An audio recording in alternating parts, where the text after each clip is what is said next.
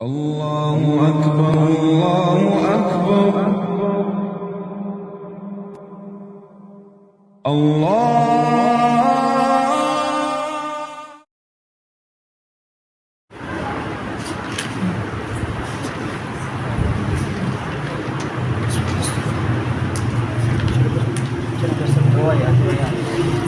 أعوذ بالله من الشيطان الرجيم.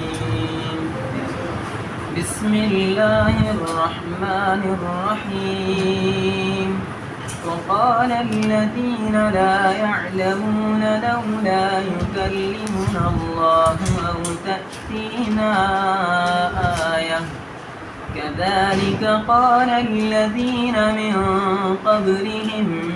مثل قولهم تشابهت قلوبهم قد بينا الآيات لقوم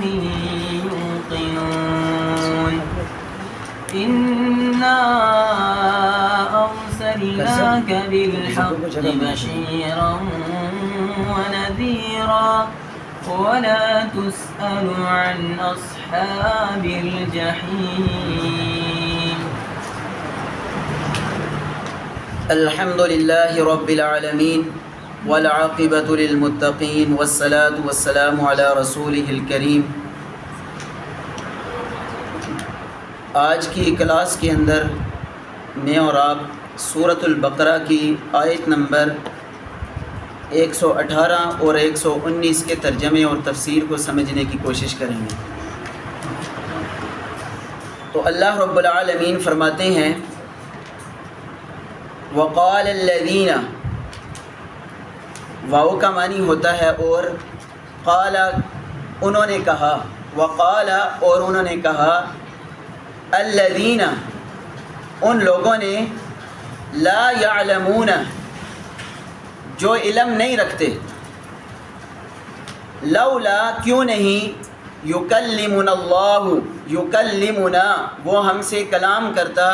اللہ رب العالمین، او یا تأتینا وہ لاتا ہمارے پاس آیتن کوئی نشانی، کذالک اسی طرح قال الذین کہا ان لوگوں نے، من قبلہم جو ان سے پہلے تھے، مثل قولہم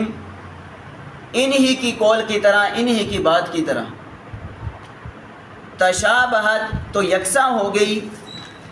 مشابہ ہو گئے، قلوبہم ان کے دل، قد تحقیق بینا الآیات ہم بیان کرتے ہیں آیات مبارکہ کو، لقوم ایسی قوم کے لیے، یوقنون جو یقین رکھتے ہیں، انا بے شک ہم نے، ارسلنا کا آپ کو بھیجا، بالحق کی حق کے ساتھ، بشیرن خوشخبری دینے والا، ونذیرن اور ڈرانے والا، ولا تسأل اور نہیں آپ سے سوال کیا جائے گا، عن سے اصحاب الجحیم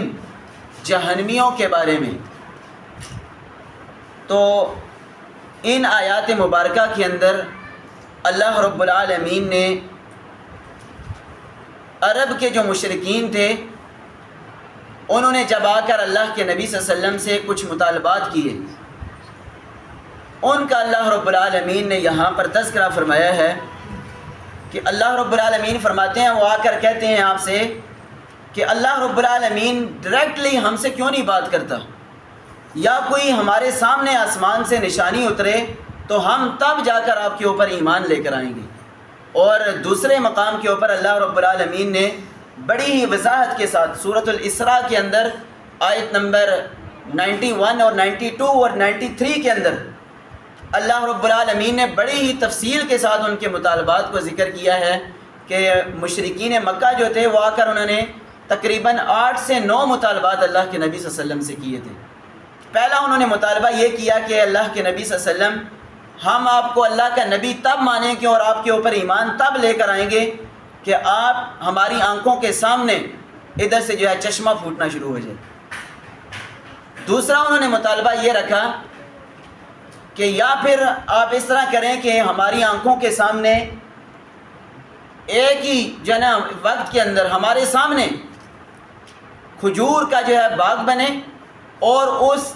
کھجور کے باغ کے اندر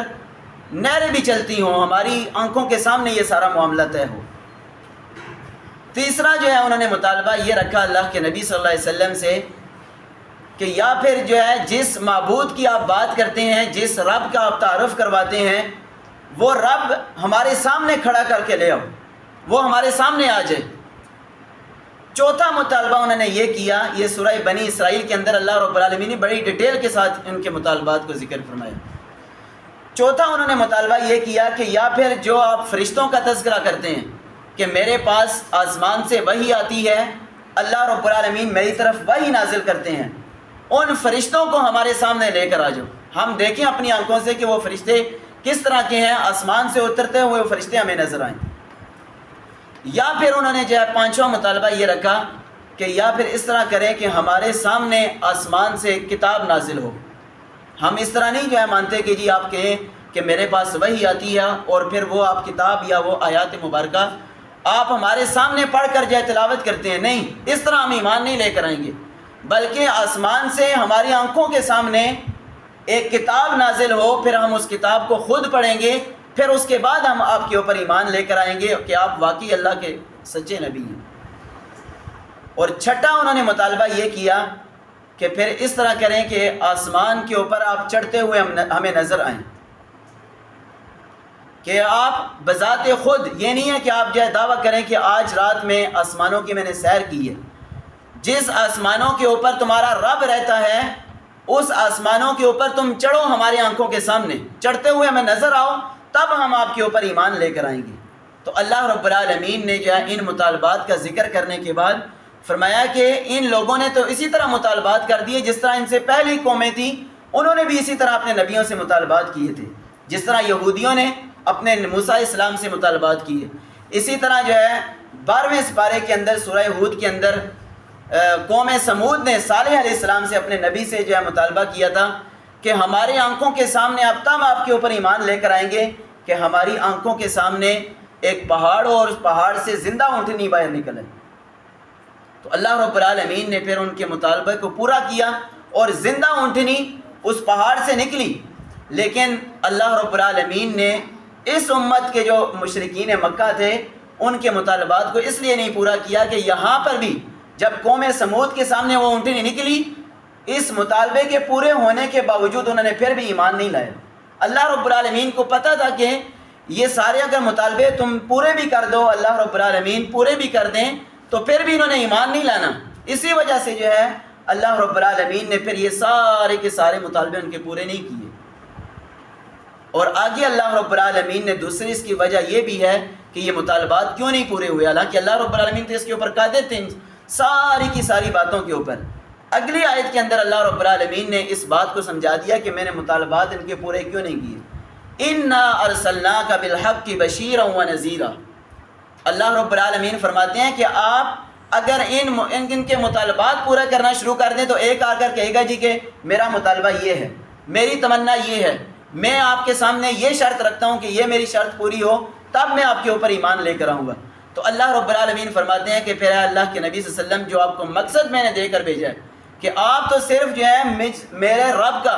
تعارف کروانے والے ہیں، لوگوں کو خوشخبری دینے والے ہیں اور لوگوں کو ڈرانے والے ہیں۔ اگر آپ لوگوں کے ان مطالبات کو پورا کرنا شروع کر دیں تو کبھی بھی یہ ان کے مطالبات ختم نہیں ہوں گے، یہ کرتے چلے جائیں گے اور انہوں نے ایمان بھی نہیں لانا۔ اور جو آپ کا اصل مقصد ہے دعوت دین، اللہ رب العالمین کی طرف دعوت، جنت کی طرف لوگوں کو بلانا، اللہ رب العالمین کا تعارف، دین اسلام کی طرف لوگوں کو راغب کرنا، اس سے وہ مقصد آپ کا ختم ہو جائے گا۔ اس لیے اللہ کے نبی صلی اللہ علیہ وسلم اللہ رب العالمین نے فوراً ان کے مطالبات کے بعد جو ہے یہ اللہ رب العالمین نے اپنے نبی کو یہ حکم دیا کہ انا ارسلناک بالحق بشیرا ونذیرا، ہم نے آپ کو ان کے مطالبات پورے کرنے کے لیے نہیں بھیجا بلکہ آپ کا مقصد یہ ہے، آپ کو ہم نے اس لیے مبعوث فرمایا ہے کہ آپ حق کے ساتھ لوگوں کو خوشخبری بھی دیں اور ڈرائیں بھی۔ اس کے بعد اگر کوئی آپ کی دعوت کو قبول نہیں کرتا، آپ کے جو ہے باتوں کو نہیں تسلیم کرتا تو وَلَا تُسْأَلُ عَنْ أَصْحَابِ الْجَحِيمِ، پھر قیامت والے دن اگر کوئی جہنم کے اندر چلا گیا تو آپ سے سوال نہیں کیا جائے گا۔ کہ یہ کیوں جہنم کے اندر چلا گیا، اس کو جو ہے اس نے ایمان کیوں نہیں لے کر آیا؟ اللہ رب العالمین فرماتے ہیں آپ سے اس بارے میں سوال نہیں کیا جائے گا۔ تو ان آیات مبارکہ سے مجھے اور آپ کو بھی پتہ چلتا ہے کہ آج بھی اگر ہم سے کوئی مطالبات کرتا ہے تو ہم کسی بھی انسان کے پورے مطالبات پورے نہیں کر سکتے، اور کوئی بھی انسان، اللہ کے نبی صلی اللہ علیہ وسلم اگر مطالبات پورے نہیں کر سکے تو میں اور آپ جو ہے نہیں پورے کر سکتے۔ ہمیں بھی چاہیے کہ ہم جو اللہ اور اس کے رسول کی بات ہے اپنی طرف سے لوگوں تک پہنچائیں، آگے کوئی مانے نہ مانے، حجتیں نکالیں یا جو مرضی کرے، میری اور آپ کا فریضہ یہ ہے امت محمدیہ کے ہونے کے ناطے کہ میں نے اور آپ نے جو بھی میرے اور آپ کے پاس علم ہے اپنے دوسرے بھائیوں کو بتلائیں، اس کی تبلیغ کریں، آگے وہ عمل کرے نہ کرے یہ آپ کی ذمہ داری نہیں ہے، نہ میری اور نہ آپ کی ذمہ داری ہے، اور نہ اللہ رب العالمین نے عمل کروانے کی ذمہ داری میرے اور آپ کے اوپر سونپی ہے۔ تو اللہ رب العالمین سے دعا ہے کہ اللہ رب العالمین مجھے اور آپ کو ان آیات مبارکہ کے اوپر عمل کرنے کی توفیق عطا فرمائے۔ آمین وآخر دعوانا الحمدللہ رب العالمین۔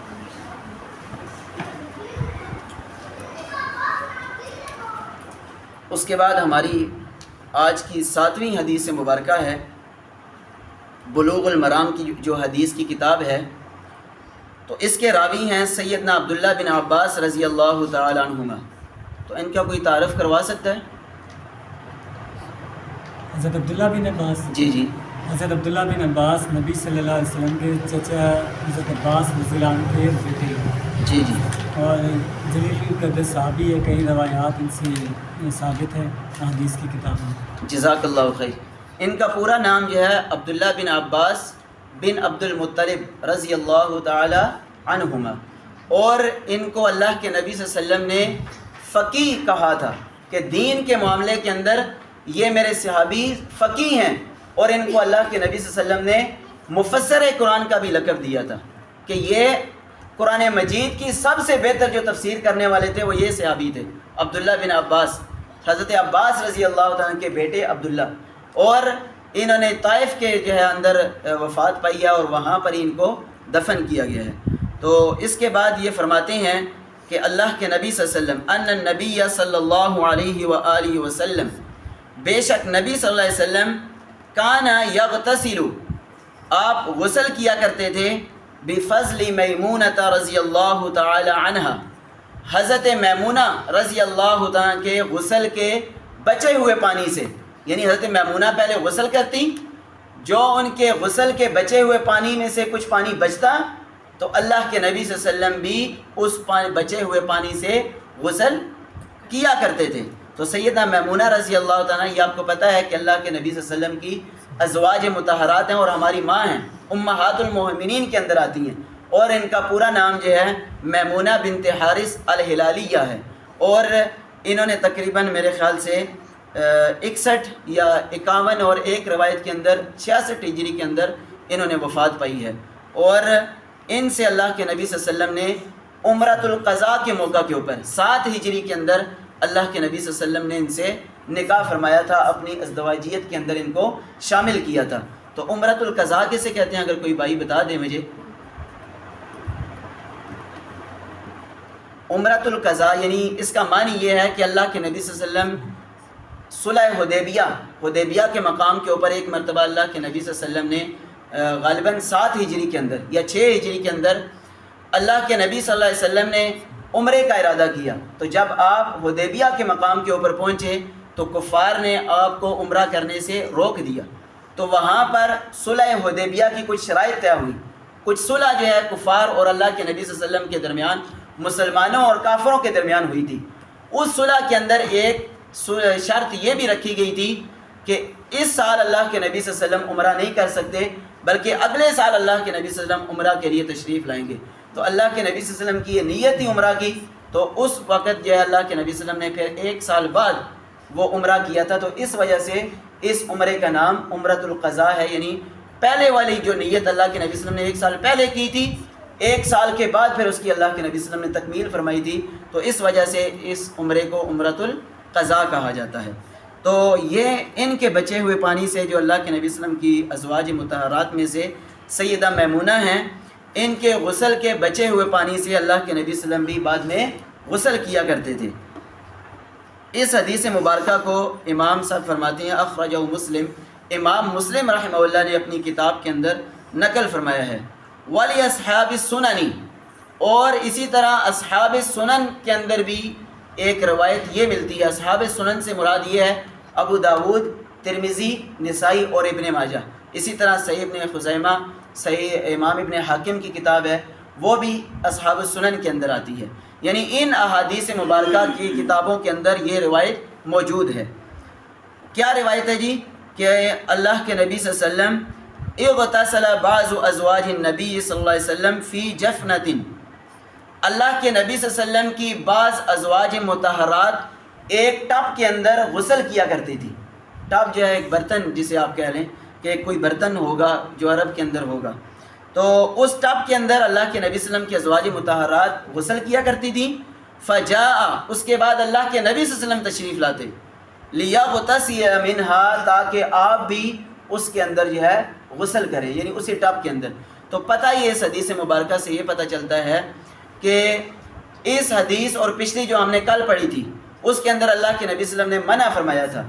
کہ آپ جو ہے کسی کے غسل کے بچے ہوئے پانی میں سے دوبارہ جو اس کا غسل کا بچا ہوا پانی ہے اس سے غسل نہ کریں اس پانی سے۔ تو یہاں پر اللہ کے نبی صلی اللہ علیہ وسلم بذات خود جو ہے کر رہے ہیں، تو دونوں حدیث مبارکہ ایک دوسرے کے خلاف نہیں ہے، بلکہ یہ حدیث جواز کے لیے ہے، کیونکہ مفسرین کرام اور شارحین لکھتے ہیں کہ اس وقت جو ہے عرب کے اندر پانی کی بہت زیادہ قلت ہوا کرتی تھی، تو اللہ کے نبی صلی اللہ علیہ وسلم نے یہ عمل اس لیے کیا کہ اگر پانی کی قلت ہے تو اس اگلے آدمی کے غسل کے بچے ہوئے پانی میں سے اگر اس وقت کوئی بچ جاتا تھا تو اللہ کے نبی صلی اللہ علیہ وسلم نے جواز کی دلیل دے دی کہ آپ جو ہے کر سکتے ہیں، ایک جائز ہے آپ کے لیے کام۔ لیکن جو پہلی حدیث مبارکہ کل جو ہم نے پڑھی تھی جو صحیح سند کے ساتھ ہے، افضل یہی ہے، اس سے پتہ یہ چلتا ہے کہ آپ اس بچے ہوئے پانی میں سے غسل نہ کیا کریں، بہتر یہی ہے کہ آپ اپنا پانی استعمال کریں۔ اگر جو ہے پہلے آپ کی ازواج مطہرہ ازواج میں سے کوئی غسل کرتی ہے تو اس سے جو پانی بچتا ہے، بہتر یہی ہے کہ آپ اس سے غسل نہ کریں۔ وہ یہ اللہ کے نبی صلی اللہ علیہ وسلم نے جو جواز کی بتائی ہے دلیل، یہ اس وقت عرب کے اندر پانی کی قلت کی وجہ سے بتلائی ہے۔ یہ حدیث جواز کے اوپر دلالت کرتی ہے، اور جو کل والی حدیث مبارکہ تھی وہ افضلیت کے اوپر دلالت کرتی ہے کہ بہتر یہ ہے کہ آپ جو ہے غسل نہ کریں اس پانی سے۔